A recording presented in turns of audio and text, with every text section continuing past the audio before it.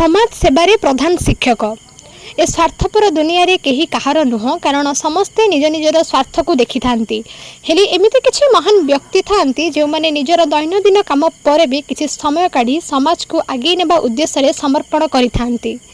कथा हेउछि पिता स्वर्गत भगवान महत्व और माँ स्वर्गत सारिया देवी सुपुत्र कुना महत्व जे 10/7/1969 जन्मग्रहण करी 1985 मैट्रिक 1987 युक्त 2 1990 युक्त 3 अर्थ विभाग पर 1995 मसीह ब्रह्मपुर विश्वविद्यालय बीडी सारिबा परे निजर कर्ममय जीवन सहित समाज सेवा को व्रत करथिले।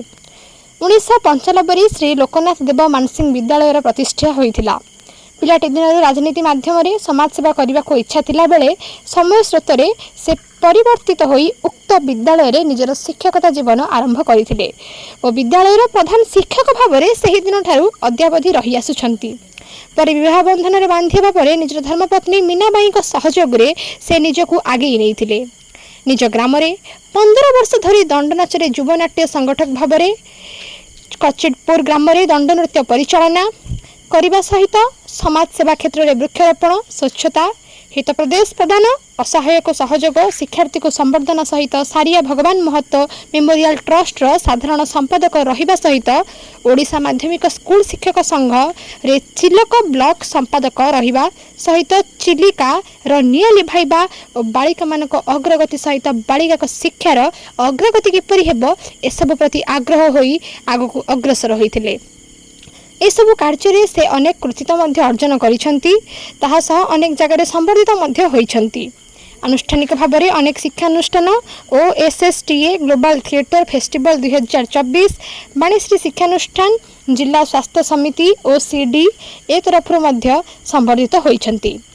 जड़े विशाल प्रतिभावान व्यक्तित्व निष्कलंक चरित्र कर्तव्यपरायणता समानुवृत्ति मिष्ठा भाषी और शांतशिष्ट स्वभाव जोगु से अंचल रे विजयश्री मंडन करिसंती ओ मंदिर निर्माण रामचरित मानस अस्त प्रहरी नामयज्ञ भागवत सप्तांग करने जोगु निजर सौ कीर्ति अर्जन करिसंती। खोर्धा चिलिकारु संग्राम राणा को रिपोर्ट प्रतिकार न्यूज। प्रधान शिक्षक श्री लोकनाथ देव मानसिंह विद्यापीठर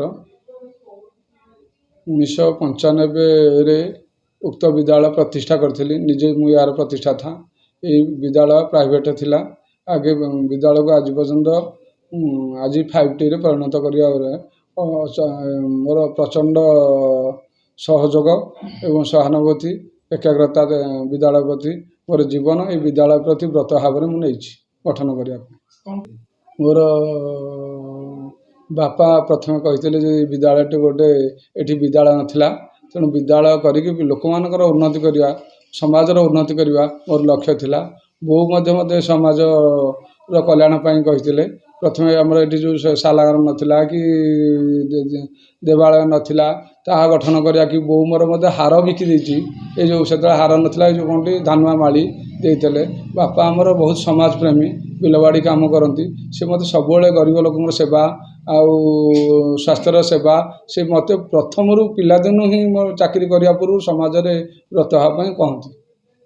धर्मपत्नी तो मोर बहुत भल विभिन्न समाज कल्याण मुझे सारिया भगवान महत्व मेमोरियल ट्रस्ट बापा ना करूँ गत वर्ष मेधावृत्ति करूँ CDA रे करूँ बालिका मानकर करूँ स्वास्थ्यर प्रोग्राम करूँ से ट्रस्ट माध्यम आम बहुत समाजर कल्याण गरीब लोक जता छता बंटा हो कि विभिन्न प्रकार जिते जी जो समय स्वास्थ्यर अभाव कि जहाँ परिलक्षित कर जो समय थी खाऊथी मो लोक डाकिदेले मुझी एवं मो स्त्री ये जो सांस्कृतिक कार्यक्रम ये जो आमर रामचरित मानस हो करुचु समस्त मंगल डाकती ग्रामवासी रामचरित मानस आम 9 दिन हुए सप्तांग हुए एवं अष्टप्रहरी हुए यज्ञ आम कथा बसु एवं गोटे मंदिर निर्माण में मो स्त्री मन बहु प्रचेषा ग्रामवासी सहयोग गोटे नुआ मंदिर भी निर्माण करूँ विभिन्न प्रकार मुझे भी बिलवाड़ी काम कर दिए मत 24 घंटा मुझे खटियापी प्रस्तुति हुए एवं मो पुओ भी मत सोशल वर्क करुच्ची तेणु बहुत आम समाज किंतु लोक मान परोपकार पुण्यमय व्रत आम भाविचु पर उपकार आम सर्वदा विद्यालय हो और मंदिर हो ଦେବତା ହେଉ ଅର ସ୍ୱାସ୍ଥ୍ୟ ହେଉ ଯେଉଁ ଅର ଅନ୍ୟ ଯେଉଁ କାମ ହେଉ ଯିଏ ଯେଉଁଠାରେ ଗରିବ ନିଷ୍ପେଷିତ ଲୋକ ଆମକୁ ଡାକିବ, ଯିଏ ଯେଉଁଠି ଗଛ ଲଗେଇବା ହେଉ ଗଛ ବୃକ୍ଷରୋପଣ ହେଉ। ଚିଲିକା ଉପରେ ମୋର ବହୁତ ପ୍ରୋଗ୍ରାମ ମୁଁ କରୁଛି ସାରିଆ ଭଗବାନ ଟ୍ରଷ୍ଟ ତରଫରୁ। ଚିଲିକା ନିଆଁ ଲିଭାଇବାରେ ମୋତେ ଯେଉଁ ସମୟରେ ଡାକିବ ମୁଁ ଯାଉଛି ଚିଲିକା ନିଆଁ ଲିଭାଇବା ଟିକେ ଫୋନ୍ କରୁଛି ବିଦ୍ୟୁତ କଟିଗଲେ ବି ଲୋକଙ୍କ ପାଖରେ ପହଞ୍ଚୁଛି। କେଉଁଠି କ'ଣ ମୁଁ ବି ବହୁ ପ୍ରକାର RSS ପିଲାଦିନୁ ତା'ର ବି ସଂଗଠନ କରିକି ତା'ର ବି ସେବା କରିଛି। ବହୁ ପ୍ରକାରରେ ମୁଁ ଜଡ଼ିତ ଥିଲି ସୋସିଆଲ ୱାର୍କ। ମୋର ହେଉଛି ବ୍ରତ ହେଉଛି ସୋସିଆଲ ୱାର୍କ ଏବଂ ମୋର ବୃତ୍ତି ହେଉଛି ଶିକ୍ଷକ।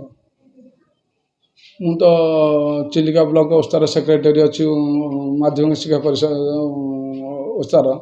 ଆଉ ମୁଁ ମଧ୍ୟ ଆମର ଗୋଟେ ଥିଲା ଯେଉଁ ଦଣ୍ଡ ନୃତ୍ୟର 20 ବର୍ଷ ନିରବଚ୍ଛିନ୍ନ ଭାବରେ ଗ୍ରାମବାସୀଙ୍କ ତରଫରୁ ମଧ୍ୟ ଦାୟିତ୍ୱ ଦେଇଥିଲେ, ମୁଁ ତାହାକୁ ଲିଭେଇଛି। ଯଜ୍ଞ ପରିଚାଳନାର ମଧ୍ୟ ଦାୟିତ୍ୱ ଦେଇଥିଲେ।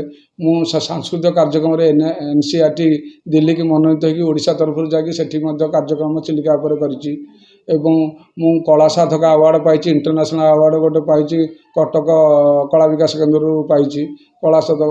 ମୋ ଲେଖାଲେଖି ଏବଂ କଳା ନାଟକ ଛୋଟ ଲେଖିବା ବିଭିନ୍ନ ପ୍ରକାର ଉପରେ ମୋର ହେଉଛି ଏଇଟା ରୁଚି।